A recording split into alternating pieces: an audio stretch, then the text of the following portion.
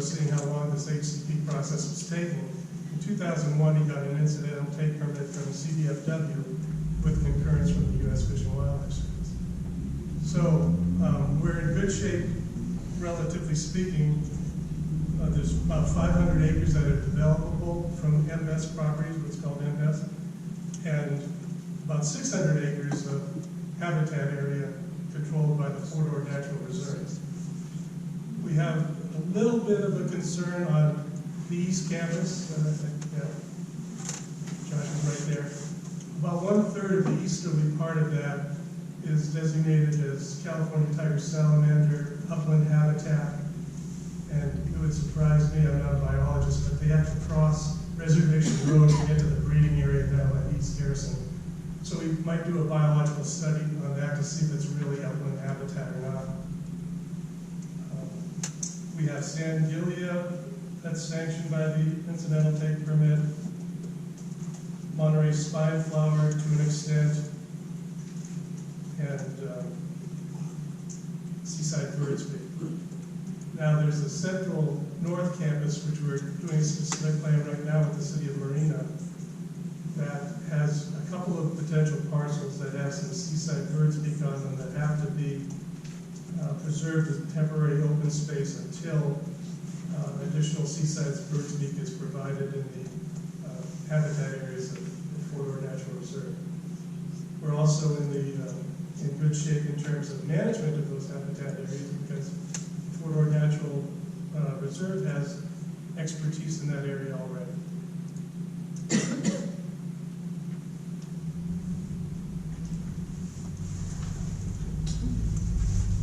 Okay. Thank you, Mr. Steve. Now, looking at our consultants, because I know that this was a very useful description for everyone to hear, and for us to be able to come back with a useful analysis, there will need to be some additional refinements and potential questions that we would follow up with to each of the jurisdictions. There's also a question about the granularity of the analysis that we can produce in a short time on getting to very kind of fine-grained cost scenarios. So all that's a bit of a caveat to say we're going to work with the information we have, with continued back and forth with your team members to bring back at future meetings the kind of financial analysis that has been requested. Now, one of the scenarios that we have been able to do some initial analysis on is the question that Gail raised a couple meetings back, having to do with a simple assumption of planned development and fees paid per unit of that development to see, is that even close, or does that, under that scenario of existing planned development, is it feasible, how much is feasible to generate from a fee structure scenario based on existing $8,000 a unit kind of view. Now that would be a starting point of discussion on potential revenues. We also need to do an analysis that would come up with using this phased approach, breaking up this map into parcels that could be in phase 1 and parcels in phase 2 or 3, and generate an analysis of habitat impacts based on those phases, and then come up with what would be needed to accommodate the phase 1 acreage assessment, acreage results that come from that, and kind of then do that for the later phase parcels. So those are some of the ways that we will be working to bring back information that would inform our conversation conversation to what Sherry was eager to talk about, and I know everyone is eager to talk about, which is how can we make this work financially feasibly? So, is there additional points that we might want to add? I keep looking at Ellen because she is our fiscal consultant. She's been over here kind of working to convey to me the challenges, even with this type of view that we've been able to generate. I think this discussion was useful. Really, just to try to give everybody a sense of the current view and how that looks, with a 10, 15, 20 minute view out. So, but do you have things you might want to add in this? Yeah, I would add, I think this is helpful, particularly for understanding the areas that are impacted. But what we will ultimately need in order to evaluate the financial feasibility of the plan is more detailed development projections. So, by that I mean similar to the level of development projections that the jurisdictions typically provide for the CIP analysis in terms of land uses, acreage, units, etc. Okay. So is that an ask to the folks here in the room who have now been able to summarize in a somewhat succinct way a view of how each of their parcels could roll out in terms of development, to say, come back with potential land use designations, like in the case of Monterey, which talked about some parcels being put into more maintained as habitat and others being used for development. Is that? I got two questions. So one question, it sounds like many of us are going to have to revise our general plans if, in fact, the areas that we're talking about not developing, we're really not going to develop. So my question is timing. Yes. And then the second thing with the funding. So FORA's CFD funding schedule has a different kind of formula depending on the type of development. Right. And I think that's something we need to talk about before we get too far along, because, so our parcels are light industrial. They tend to not be as cost effective to develop as single family housing. We have interest on our council in workforce housing and affordable housing, but right now it's zoned light industrial. But anyway, one of the factors is one of the factors would be how we're going to do the CFP for the JPA, or how we're going to do our funding model for the JPA, because that could then impact what kind of development we'd be looking at. And I think that's why we need this sort of first pass at what the development areas are by land use designation, so that we can start to run out those revenue scenarios. Yeah, and I would just also add, I think it gets to the question of our strategy on what topics we're covering in these meetings, because we're kind of trying to do many things all at the same time while we're rapidly moving towards a gate, certainly.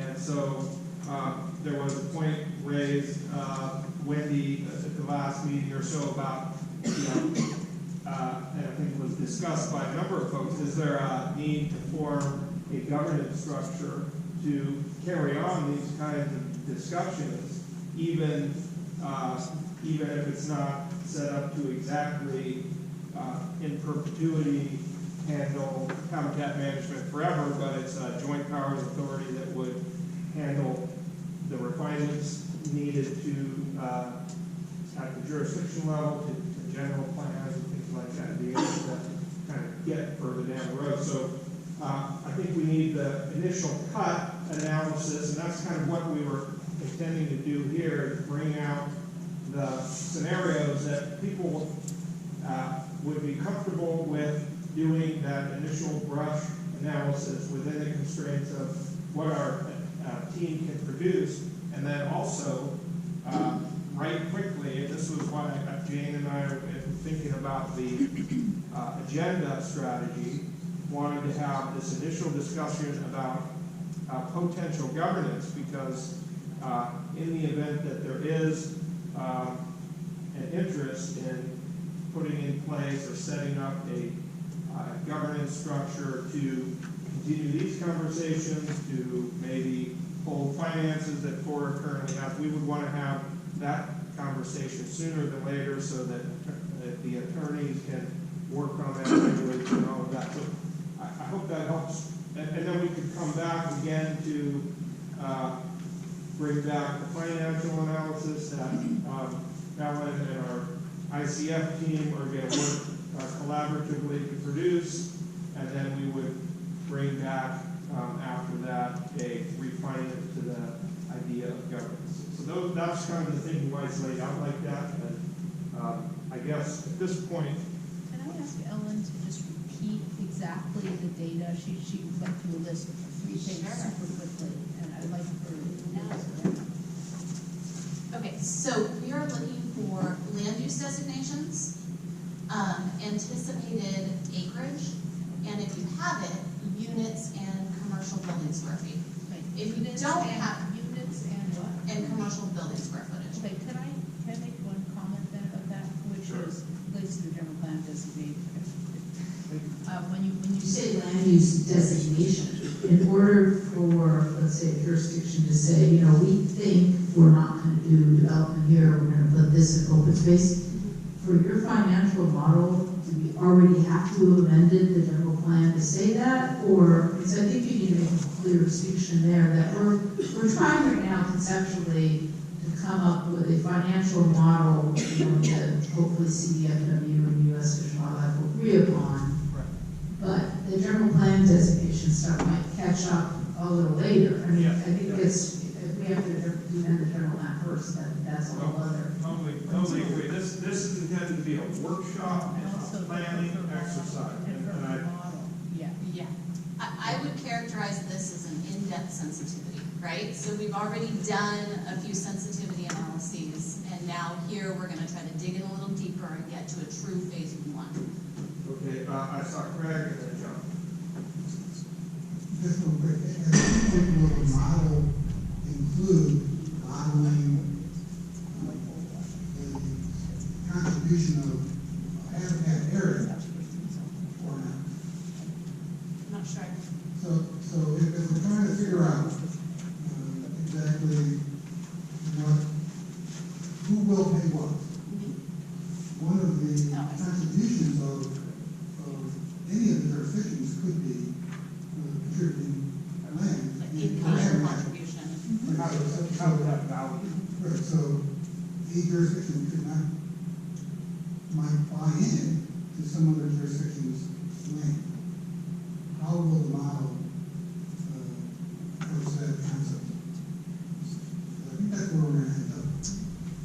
Yeah, I think I would have to give that some more thought, and I think the group would have to give that some more thought about what does, you know, what are the terms under which an in-kind contribution could be accommodated through the HCP financing structure and governance structure. Yeah, I mean, this is a great point, and I think, just so that everyone's aware, what we do is now we have these weekly meetings with you all, and taking this kind of input and having this group format, and then we set aside an additional 2 hours with our consultant team, immediately following to kind of come up with strategies that bring back what you're looking for. So I think this is a good point, and we're going to put it in the hopper and try to figure out some answers to that. It's not John and then Ian. As a way to convey what you're looking for, if you sent out a scraped version of that spreadsheet that we worked out exactly to everybody, that was standardized what everyone wants to put in, and it's exactly the columns and cells that you need for your model. So I think that might be helpful. Okay. We'll just split that into phases, although it would be ideal to annualize that by phase, although, you know, we may need to just make some assumptions about sort of straight lining it over a 15-year I think period. that's probably the easiest thing. That's We're consistent with gonna how we've done it in the past. I just want to piggyback on what Claire was saying about, and then turn into an in-kind donation. And what it could be a separate agreement between entities of the value. The value may be the same, but I just want to have the group understand there's two separate Yeah. categories. Yeah. So, you want? Sure, I was just going to respond to your comment about how you can integrate essentially the utility and contribution of habitat. So I think there's two ways. I think one, it's part of the allocation component of each entity's contribution to the overall cost. So that's definitely there. So if your entity is impacting less, you pay proportionate to the impacts. And then the overall benefit of contributing more land, and that's part of the negotiation with the wildlife agencies to say, look, we're actually increasing the land base. That's one of the most important mitigation values of anything. So we think that adds more value than, say, restoring 5 acres or something, so we could reduce some of the mitigation there in overall cost. So there are two ways that comes into play. Yeah, thank you, Aaron. Yeah, I think the idea, the HCP ideally was a mechanism for providing for that. I think now we're getting into alternate models for how to quantify habitat value and have an exchange between folks who may need habitat to do development and folks who may have excess habitat or land that they can contribute, as habitat. So there's things like mitigation banks, which are kind of a private sector solution to this question, and which we broached with the wildlife agencies and have come back with a less favorable response than you might imagine. So the structure of having a regional conservation plan was kind of incentive for these regulatory agencies to provide, to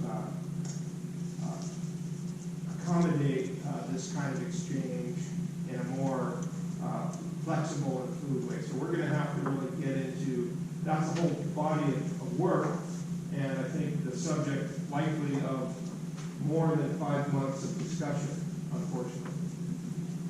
But certainly should be, I think, something that we have in the hopper now.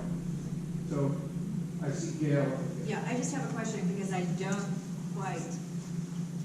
I understand that the in-kind donation of land is to offset, and then to Aaron, it's Aaron, right? Aaron's point then, if that's Sangilly or whatever it is that you need to have that set aside.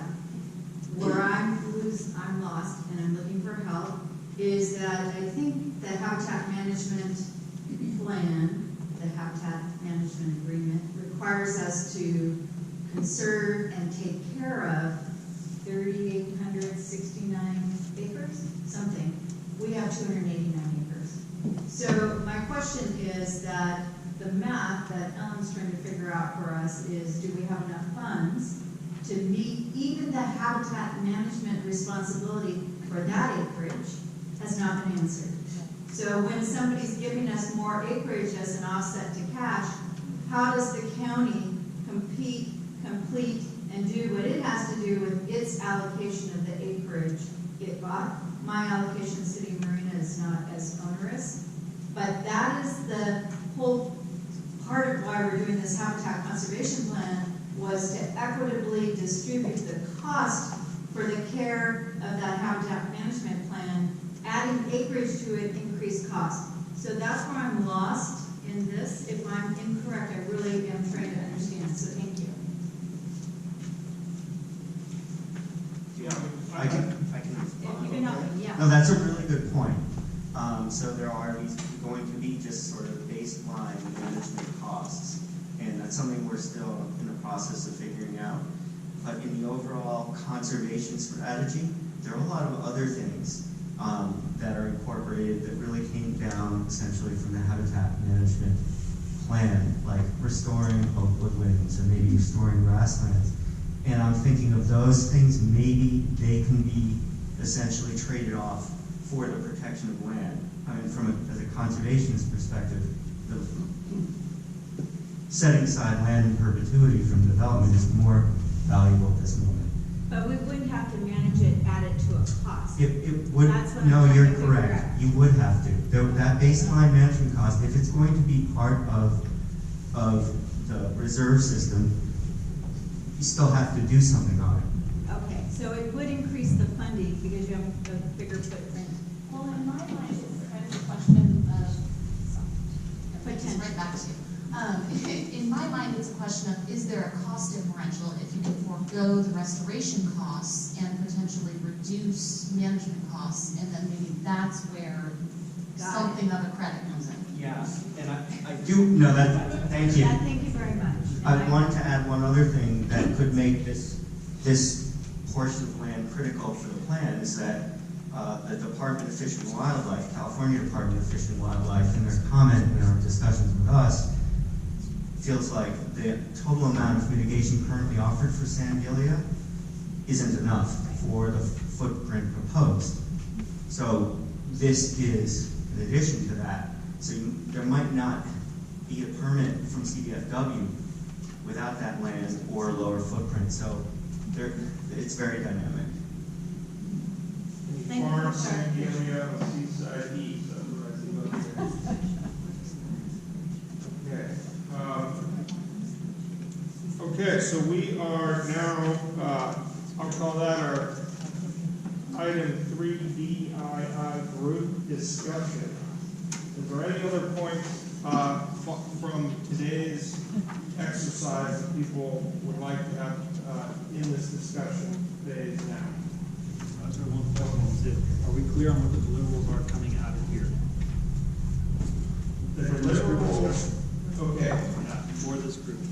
Well, so my understanding of the deliverables that we have worked on hearing today are the inputs to the spreadsheet that we need to inform our analysis. So I think your recommendation of sending a Excel spreadsheet with columns and data requests delineated, is that something that we can do, even with this, without having annualized view, but just phased view of the? Yeah, I think we'll break it up into 3 phases, so, and I'll work with you to populate your spreadsheet, I know we already did that. Yeah, so, so I'll break that up into 3 phases and just show you basically, you know, tell me acres, units, commercial square footage, et cetera, within each of those phases.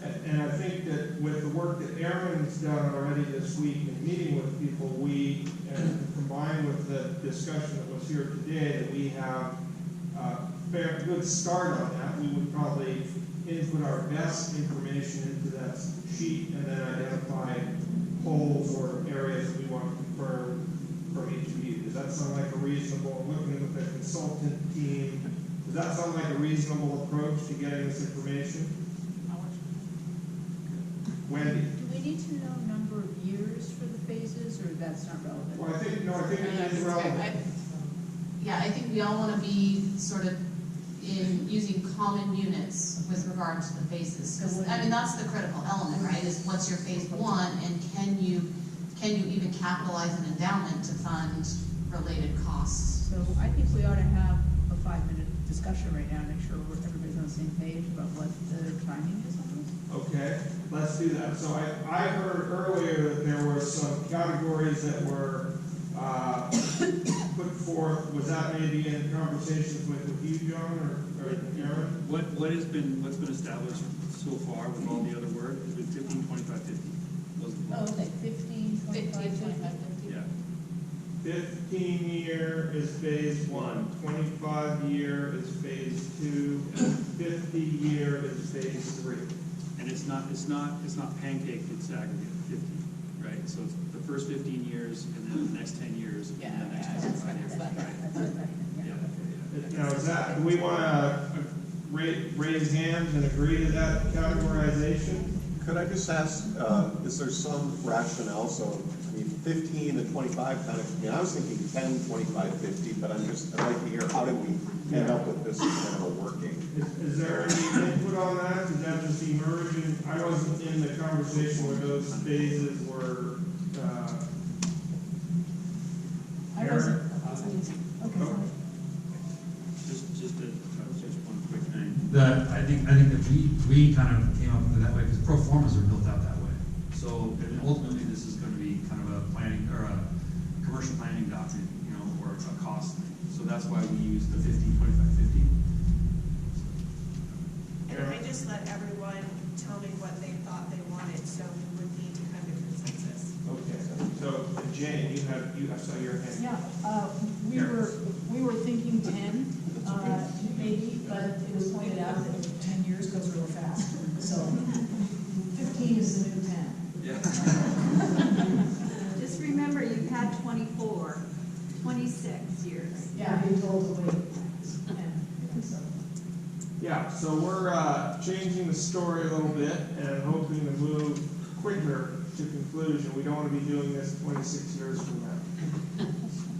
As mentioned earlier, water is a critical factor, so could somebody check with Marina Coast to see if they would have enough recycled water to recharge the aquifers to handle the future growth build-up? Marina Coast. Just say yes. Within 15 years. It all depends on the matter units, but, so it's unknown, and I can't answer that. But in general, our water augmentation approach is obviously a stay-ahead approach, and